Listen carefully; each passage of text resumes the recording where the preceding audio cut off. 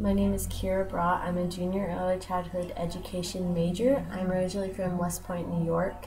For my final project, I decided to do the Thorncrown Chapel in Eureka Springs, which is the work of architect E. Fay Jones. The Thorncrown Chapel actually began with Jim Reed buying a plot of land for his retirement home in 1971.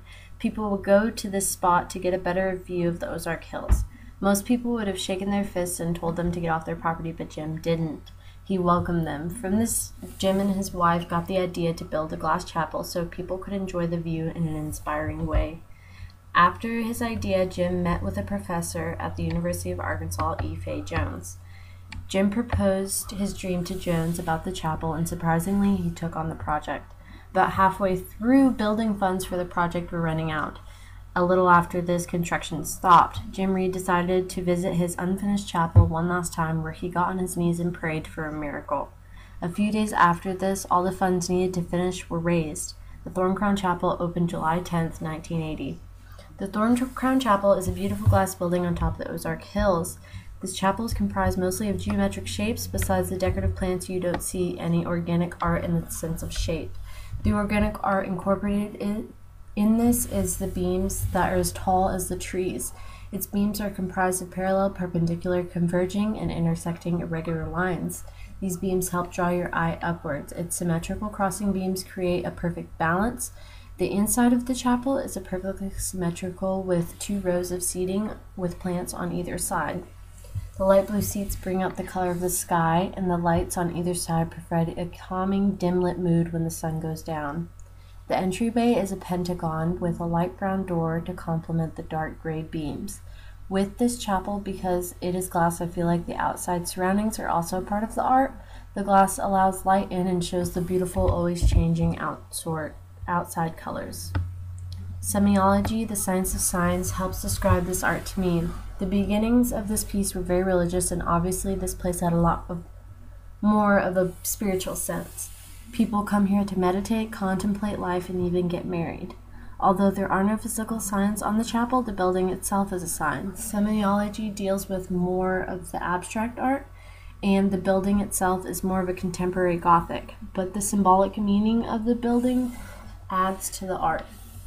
Linked to this mythology is the religious aspect of what everything signifies. These are my thoughts. However, he has not always been known to be of the deconstructivism movement. He liked to take everything apart and reassemble it into something amazing. The Thorncrown Chapel is considered a contemporary Gothic piece, so I consider it a Romanticism piece. Romantic period involved very dramatic art, and this chapel is exactly that. Its strict angles between beams and pointed tops create a very dramatic look. E. Fay Jones loved doing out of ordinary pieces, and this is certainly that. His pieces were a mixture of something dark but almost gentle. Looking through Gothic art, you see some common elements: rib vaults, piers, pointed arches, and the skeleton. These are all part of the chapel in a way that shows a contemporary twist, a modernized version of a Gothic church.